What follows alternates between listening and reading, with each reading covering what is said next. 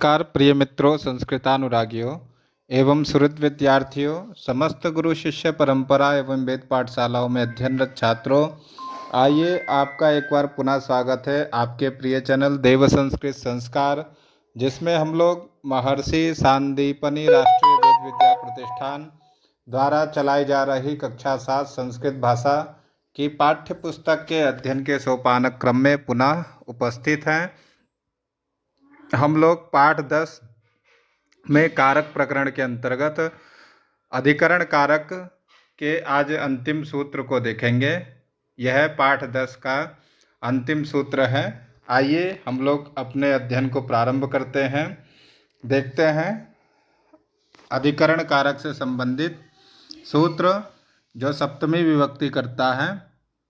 यस्य च भावेन भाव लक्षणम, यस्य च भावेन भाव लक्षणम।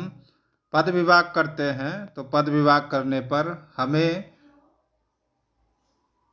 4 पदों की प्राप्ति होती है। कितने पदों की प्राप्ति होती है? पद विभाग करने पर 4 पदों की प्राप्ति होती है। पहला क्या है? यस्य, दूसरा है अव्यय, तीसरा भावेन और चौथा क्या है? भाव लक्षणम।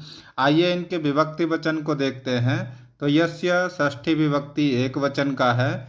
अब च अव्यय पद है। भावेन तृतीया विभक्ति एक वचन और भाव लक्षणम प्रथमा विभक्ति एक वचन के पद हैं। 4 पदों से बना सूत्र कौन सा है?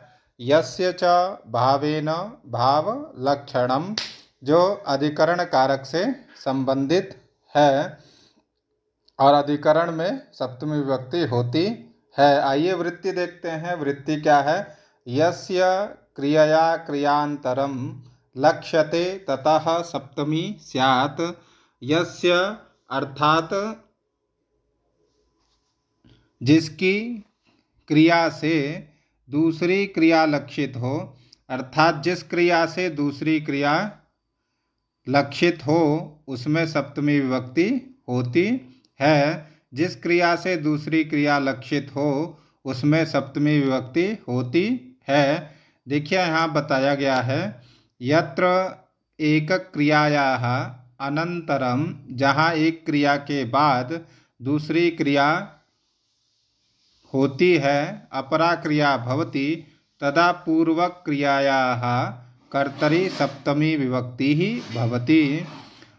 जहाँ एक क्रिया के बाद दूसरी क्रिया अपरा क्रिया भवति, दूसरी क्रिया होती है, तदा तब क्या होता है? वहाँ पूर्व क्रिया के कर्ता में सप्तमी विभक्ति होती है।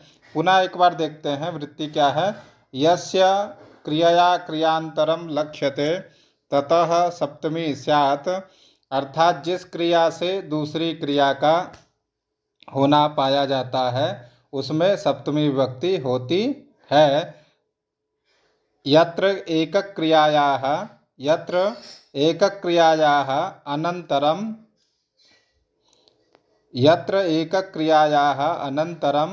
अपरा क्रिया भवति, तदा पूर्वक क्रियायाः कर्तरि सप्तमी विभक्ति भवति। यत्र अर्थात जहाँ एक क्रिया के अनंतरम बाद अपरा क्रिया दूसरी क्रिया भवति होती है, तदा तब पूर्व क्रिया के कर्ता में सप्तमी विभक्ति होती है। इस प्रकार हम लोगों ने सूत्र की वृत्ति का अर्थ देखा। आइए अब उदाहरण के माध्यम से समझेंगे कि एक क्रिया से दूसरी क्रिया का लक्षित होने पर उसमें सप्तमी विभक्ति होती है, और वह सप्तमी विभक्ति कहाँ होगी?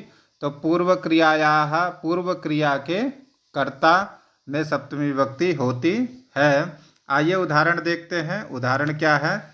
गोसु दूयमानासु गतः, गोसु दूयमानासु गतः, गायों को दूहे जाने पर गया, गायों को दूहे जाने पर गया। अब यहाँ देखिए, एक क्रिया के बाद दूसरी क्रिया का होना पाया जा रहा है, अर्थात दूहे जाने पर जाना, जाने की क्रिया और दूहा जाना, ये 2 क्रियाएं हैं। और उसका कर्ता क्या है? गायों को दूहे जाने पर वह जाता है।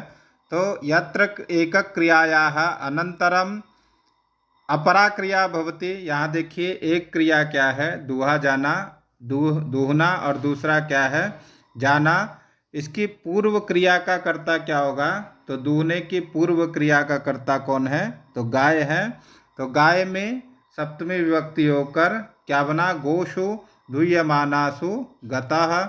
यत्र एकक क्रियायाः अनंतरम, जहाँ एक क्रिया के बाद दूसरी क्रिया हो उसमें पूर्व क्रिया का जो कर्ता होता है उसमें सप्तमी विभक्ति होती है। अब दूहने में कर्ता पद कौन है? तो गाय है। तो गाय में सप्तमी विभक्ति होकर क्या बना? गोसु दूयमानासु गतः। गोदोहन काले गतः इत्यर्थः। गोदोहन काले गतः इत्यर्थः, अर्थात शाम के समय गोदोह काल में वह जाता है। गोदोह काल में वह जाता है। दूसरा उदाहरण देखते हैं। सूर्य अस्तंगते सर्वे ब्रह्मचारिणः संध्यार्थम अगच्छन्। सूर्य अस्त होने पर सभी ब्रह्मचारी संध्या के लिए जाते हैं। अब यहाँ देखिए, सूर्य के अस्त हो जाने पर सभी ब्रह्मचारी संध्या के लिए जाते हैं। यहाँ देखिए एक क्रिया अस्त होना और दूसरी क्रिया है जाना। तो इसका जो कर्ता है सूर्य, उसमें क्या है? सप्तमी विभक्ति होकर क्या बना है? सूर्य क्या बना है? सूर्य अस्तंगतः सर्वे ब्रह्मचारि अस्तंगते सर्वे ब्रह्मचारिणः संध्यार्थम अगच्छन्। गुरो आगते शिष्याः उत्तिष्ठन्ति। गुरु के आने पर शिष्य उठते हैं। देखिए यहाँ आना और शिष्य का उठना। अब यहाँ गुरु के आने पर शिष्य उठते हैं। अब यहाँ देखिए आने और उठना, ये क्या है? दो क्रियाएं हैं। एक क्रिया आना और दूसरी क्रिया उठना। इन दो क्रियाओं में कर्ता कौन है? गुरु है। तो उसमें सप्तमी विभक्ति होकर क्या बना? गुरौ आगते शिष्याः उत्तिष्ठन्ति। इस प्रकार हम लोगों ने 3 उदाहरण देखे